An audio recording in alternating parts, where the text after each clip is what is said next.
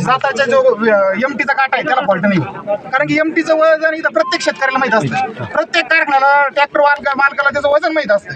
ते फक्त तुमच्याकडेच नाही करत, ते सगळे परिसरात ते वजन केलं राहते. त्यांचे किती किलो बसतं हे सुद्धा 50 किलो कमी जास्त झालं तरी ट्रॅक्टरवाल्याचे लक्ष देते, कारण की मी स्वतः सुद्धा ट्रॅक्टरने ऊस वाहतूक केलेली आहे. हा, त्यामुळे हे मुद्दा म्हणून केला काटा. बरं, दुसरी गोष्ट, तुमच्याकडे मागणी येतं काटाचा फॉल्टी करायचा, त्याचा काय असेल गुन्हा दाखल करणार. परंतु आतापर्यंत ज्या शेतकऱ्यांनी तिला ऊस घातला त्यांचा जे तुम्ही 10% काटा मारलाय त्याची भरपाई द्यावं लागणार. दुसरी गोष्ट, हे वाहन एवढे जिथे वाहतील, हे तुडीवाले असतील,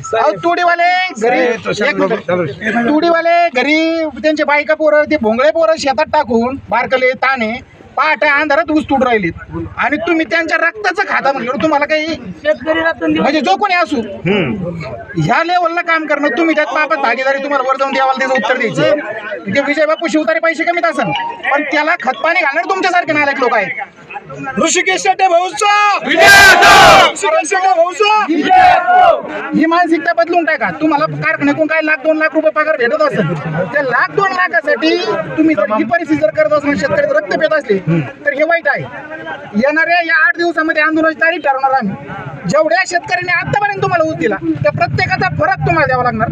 प्रत्येक कारखानदाराचा तुम्हाला ज्या वाहन जेवढे आहेत त्या वाहतूकदाराला पैसे द्यावं लागणार. त्याच्यानंतर जेवढे लेबर आहे या सगळ्या गरीबाचं रक्त पिऊ नका. याचा तुम्हाला प्रत्येकाचा पैसा द्यावा लागणार, नाही तर हा कारखाना बंद करणार आहे. मग काही झालं तरी चालेल, आमच्यावर गुन्हे दाखल झाले तरी चालते, पण हा कारखाना बंद करू.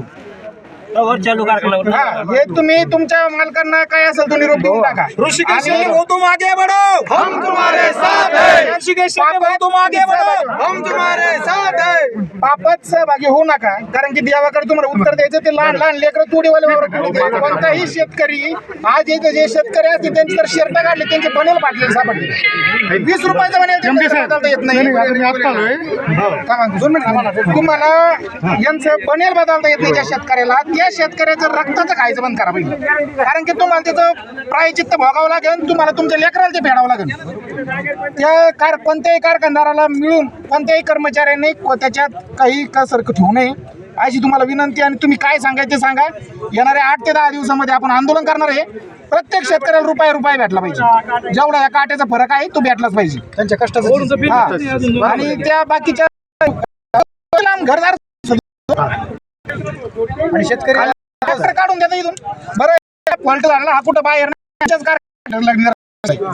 तुम्ही जाहीर करा ना.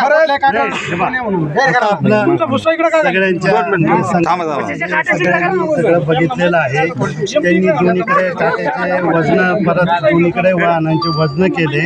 त्याच्यामध्ये एका वाहनाला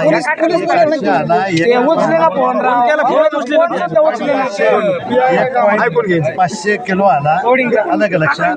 तर हे परत सांगितलं नाही. एक नंबरचा 800 आला, 500 आला. हे माझ्या समोरच घडलेलं आहे. मी ते पाहिलं चेकही केलं, बरोबर. परंतु तो जो काटा आहे आता याच्यामध्ये आजपर्यंत अशा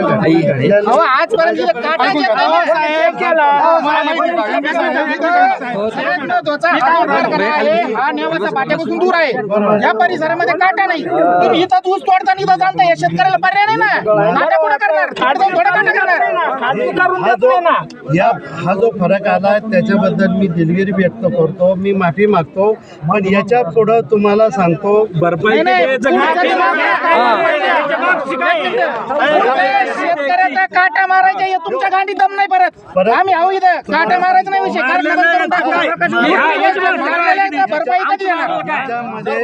चेअरमन साहेब आणि जी मी भरपाई द्यावं कारखाना तोपर्यंत चालू होणार नाही. तुम्हाला माहिती आहे का तुम्ही काल आले एमडी म्हणून इथं आमचे काय योगदान आहे शेतकऱ्यांचे तुम्हाला माहिती आहे का?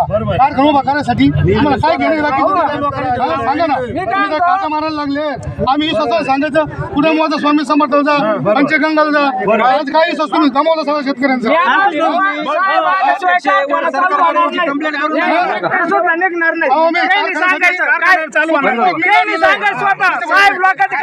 सुप्रीम कोर्ट लढलेलं आहे. बरं, काय योगदान आहे त्याचं? साहेब लोकांचं काय आहे? काय हातात नसतं. मी लढलेलं आहे. कोणाला विचार शेतकऱ्याला सुप्रीम कोर्ट मी लढलो. तुम्ही आज आले तुम्ही EMD म्हणून कामगारांचे पगार देत नाही, तुम्ही असं नाही केलं पाहिजे ना. सिनेमॅटिक काय म्हणतो शेतकऱ्याची लूट केली राव. शेतकऱ्याचे पेमेंट नाही. पेमेंट नाही मग सांगताना कारखाना पेमेंट किती पेमेंट झालेलं आहे तुमचे? शिवतारे साहेब कधी येणार झाले 3.5 महिने पेमेंट बोलून घ्या. नाही नाही येणार आहे माझे काय कोणी नाही ती बाई मॅडम त्या स्पष्ट सांगते ते काय करायचं ते सोपर्यंत असं नाही ना राव. बोलून घ्या ना. त्यांना बोलून घेतो. एक दिवस मला दररोज मोटर चालू करू नका मला. उद्या